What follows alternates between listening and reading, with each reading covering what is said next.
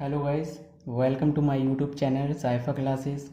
Today we are going to discuss about the spore formation type of asexual reproduction. ठीक है, इससे पहले हम लोगों ने प्रीवियस वीडियो में डिस्कस कर चुके हैं रिप्रोडक्शन के बारे में, sexual reproduction and asexual reproduction. इस सेक्सुअल रिप्रोडक्शन के बारे में हम लोगों ने फुल डिटेल में डिस्कस किया था। Fission, binary fission, multiple fission and plasmotomy के बारे में भी हम लोगों ने डिस्कस किया था। बर्डिंग के बारे में डिस्कस किया था, budding in yeast, budding in animal and fragmentation के बारे में भी डिस्कस किया था। रीजनरेशन के बारे में भी डिस्कस किया था। रीजनरेशन के टाइप्स एपीमॉर्फोसिस और मॉर्फोलेक्सिस। एपीमॉर्फोसिस के भी दो टाइप हम लोगों ने डिस्कस किए थे, रिपरेटिव रीजनरेशन एंड रेस्टोरेटिव रीजनरेशन। आज हम लोग स्पोर फॉर्मेशन के बारे में डिस्कस करने जा रहे हैं कि स्पोर फॉर्मेशन किस तरीके से होता है। तो स्पोर फॉर्मेशन के लिए जो एक पेरेंट ऑर्गेनिज्म होता है, पेरेंट बॉडी होती है, पेरेंट ऑर्गेनिज्म, उस पेरेंट ऑर्गेनिज्म के पास एक माइन्यूट स्ट्रक्चर होता है, बहुत छोटा था, जो आप लोग माइक्रोस्कोप से आपको देखने के लिए मिलेगा। That is called the spores. ठीक है, अब ये स्पोर फॉर्मेशन किस किस में मिलता है? स्पोर फॉर्मेशन आपको यूनिसेलुलर में भी देखने के लिए मिलेगा और मल्टी सेलुलर में भी देखने के लिए मिलेगा आपको। अब यूनिसेलुलर में किस में देखने के लिए मिलेगा? बैक्टीरिया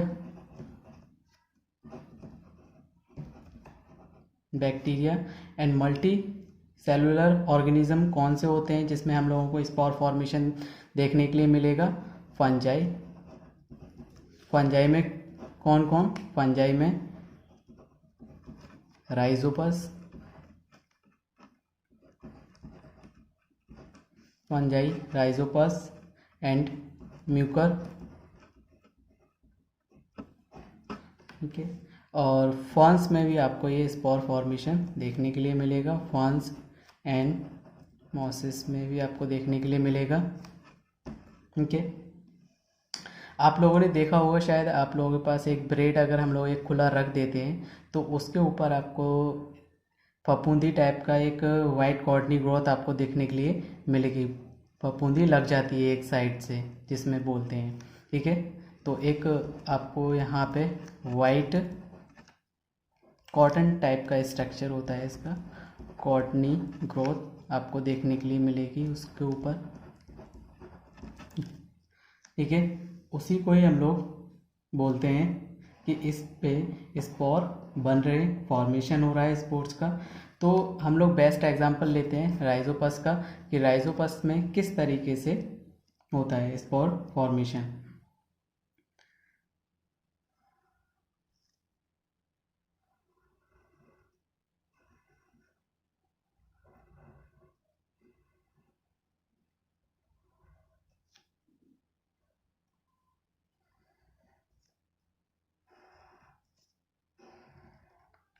ठीक है, ये राइजोपस का स्ट्रक्चर है।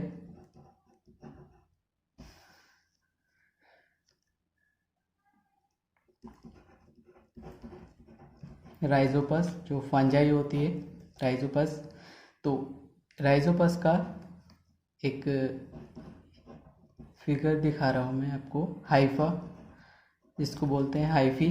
ठीक है, हाइफी के पास एक रूट लाइक स्ट्रक्चर निकला हुआ होता है, रूट लाइक स्ट्रक्चर। ठीक है, that is called the rhizoid. हम लोगों ने 11th क्लास में भी हम इसको पढ़ चुके हैं, राइजॉइड्स।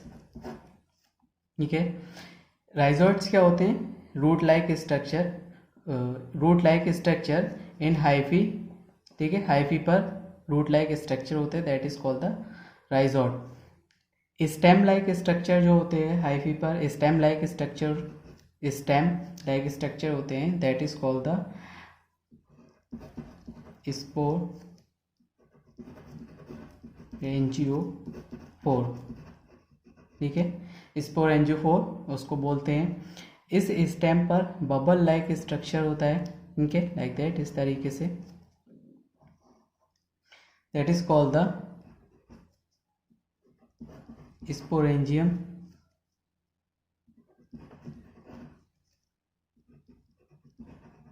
स्पोरेंजियम, इस स्पोरेंजियम के अंदर ही आपको स्पोर्स देखने के लिए मिलते हैं। बहुत छोटे छोटे स्पोर्स आपको, माइन्यूट स्ट्रक्चर इसका होता है, बहुत छोटे छोटे स्ट्रक्चर आपको देखने के लिए मिलते हैं।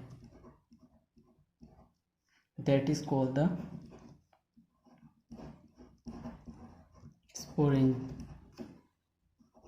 स्पोरेंजियो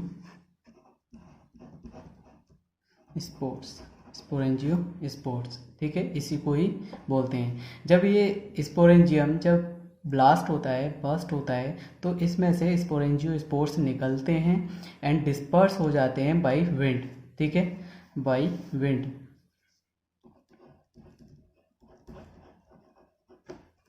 डिस्पर्स होना चालू हो जाते हैं किसके थ्रू? बाय विंड के थ्रू ये डिस्पर्स होना चालू हो जाते हैं, आगे बढ़ जाते हैं। इमेज करिए, कोई भी अगर इस ब्रेड के पास अगर कोई भी एक दूसरी ब्रेड अगर रखी हुई है तो वो स्पोर्स इसके ऊपर आके आएंगे और फिर वो क्या करेंगे, वो अपना स्पोर फॉर्मेशन फिर दोबारा चालू कर देंगे, अपना एक हाइफा बनाएंगे। हाइफा बनाने के बाद फिर उस पर स्पोरेंजियो स्पोर्स चलता रहेगा।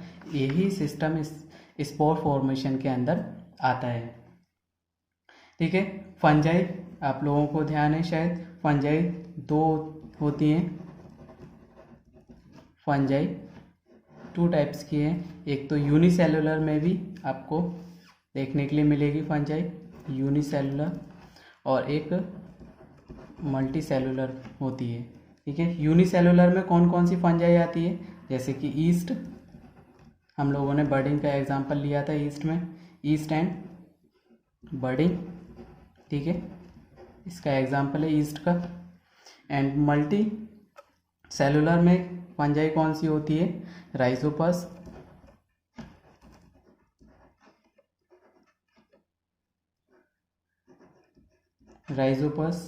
जो कि स्पोर फॉर्मेशन में होता है। ये स्पोर फॉर्मेशन राइजोपस में होता है फंजाई, ठीक है। ये होता है स्पोर फॉर्मेशन में फंजाई। यूनिसेलुलर, मल्टी सेलुलर भी होती है। यूनिसेलुलर ईस्ट जिसमें बर्डिंग होती है, मल्टी सेलुलर राइजोपस मतलब स्पोर फॉर्मेशन में देखने के लिए मिलेगा। स्पोर फॉर्मेशन राइजोपस में देखने के लिए मिलता है, जबकि बर्डिंग जो है वो ईस्ट में देखने के लिए मिलती है। तो हम लोग इसको डिटेल में पढ़ लेते हैं। स्पोर फॉर्मेशन, जिस प्रोसेस को हम लोग sporulation, spores are minute single celled thin और थिक वॉल्ड प्रोपिग्यूल्स, ठीक है। स्पोर्स जो होते हैं माइन्यूट होते हैं, सिंगल सेल्ड होते हैं, थिन भी हो सकते हैं, थिक भी हो सकते हैं, और प्रोपिग्यूल्स होते हैं। प्रोपिग्यूल्स का मतलब कि जो ऐसी चीज़ जो किसी चीज़ को डिस्पर्स कर सके, मतलब फैला सके किसी भी चीज़ को, ठीक है। Spores are minute single celled thin और thick walled propagules. They are dispersive structures which also form new individual, ठीक है। क्या करते हैं? वो एक डिस्पर्सिव स्ट्रक्चर्स होते हैं, किसी भी चीज़ को आगे बढ़ाना, ठीक है, डिस्पर्स फैलाना, किसी भी चीज़ को फैलाकर, और वो एक अपना न्यू इंडिविजुअल फॉर्म कर सकते हैं, ठीक है।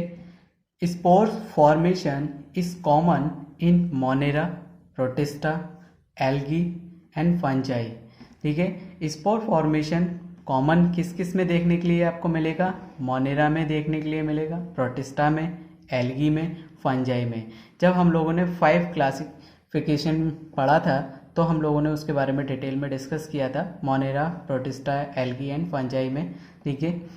तो ये spore formation Monera, protista, algae and fungi में देखने के लिए मिलेगा। अब स्पोर्स जो होते हैं वो दो तरीके के होते हैं, एक तो मोटाइल होते हैं और एक नॉन मोटाइल होते हैं। मोटाइल मतलब जो जिसके पास फ्लैजिला होता है that is called the motile, और जिसके पास फ्लैजिला नहीं होता है that is called the non motile spores. Flagella का काम क्या होता है कि फ्लैजिला का काम होता है किसी भी चीज़ को मूवमेंट कराना, आगे बढ़ाना, ठीक है। तो मोटाइल स्पोर्स आर कॉल्ड जू स्पोर्ट्स, ठीक है। जो मोटाइल स्पोर्ट्स होते हैं, जो आगे मूवमेंट कर लेते हैं spores, that is called the zoospores. The non motile spores are named variously such as sporangiospores, conidia, etc, ठीक है। तो जो नॉन मोटाइल स्पोर्ट्स होते हैं, हम लोग इसको पढ़ेंगे डिटेल में। जो नॉन मोटाइल स्पोर्ट्स होते हैं वो स्पोरेंजियो स्पोर्ट्स है, कॉनिडा है, ठीक है। नेक्स्ट जू स्पोर्ट्स के बारे में हम लोग पढ़ने जा रहे हैं। जू स्पोर्ट्स क्या होता है? The zoospores are special kind of motile and flagellate spores, ठीक है, produce inside the zoosporangia. Zoospores जो है कैसा है? मोटाइल है, उसके पास फ्लैजिला है, फ्लैजिलेट स्पोर्ट्स, इसीलिए इसको फ्लैजिलेट स्पोर्ट्स भी बोलते हैं। और ये कहाँ होता है? जू स्पोरेंजिया में होता है। हम लोगों ने अभी राइजोपस का स्ट्रक्चर देखा था, तो bubble like structure, that is called the sporangium, ठीक है। तो ये जू स्पोरेंजिया के अंदर आपको देखने के लिए मिलेगा zoospores. They are generally naked without cell wall, ठीक है। कैसे होते हैं? बहुत छोटे होते हैं और विदाउट सेल वॉल होते हैं, ठीक है। सेल वॉल इनके पास नहीं होती है। The flagella help to swim in aquatic habitat, ठीक है, फॉर प्रॉपर डिस्पर्सल। इनका अगर हैबिटेट एक्वेटिक है तो फ्लैजिला का काम होता है कि उसको अच्छे से स्विम कराए, मतलब डिस्पर्स कराए, प्रॉपर डिस्पर्स मतलब आगे बढ़ाए उसको, ठीक है। एग्जाम्पल आपको इसके याद रखने हैं, Albugo and Chlamydomonas, Albugo and Chlamydomonas and Ulothrix, ठीक है। ये तीन आपको एग्जाम्पल याद रखने हैं, ये एग्जाम्पल में आते भी हैं। एग्जाम्पल में आएगा, आपको कोई भी चीज़ दे देगा, आपको पूछेगा कि इसका रिप्रोडक्शन किस तरीके से है, असेक्सुअल रिप्रोडक्शन है या सेक्सुअल रिप्रोडक्शन है, आपको एग्जाम्पल में पूछ भी सकता है।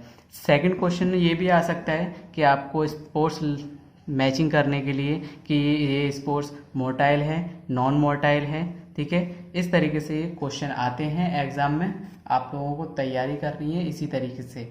नेक्स्ट पॉइंट हम लोगों का है conidia. Conidia they are formed in Penicillium and other ascomycetes, ठीक है। पेनिसिलियम आप लोग जानते हैं, पेनिसिलियम में भी फॉर्म हो सकता है कॉनिडिया, एंड एस्कोमाइसिटीज में भी फॉर्म्ड हो सकता है। Conidia are non motile spores, conidia non motile spores हैं, प्रोड्यूस सिंगल भी बन सकते हैं एंड चेन में भी हो सकता है, चेन में भी बन सकते हैं और सिंगल भी बन सकते हैं at the tip of special hyphal branches, ठीक है। हाइफल की जो ब्रांच होती हैं उसके टिप पर बनता है, ठीक है, that is called the conidiospores, ठीक है, कॉनिडियो पोर्ट्स इसको बोलते हैं। दे आर प्रोड्यूस एक्सोजीनियसली, ठीक है। और कैसे होते हैं?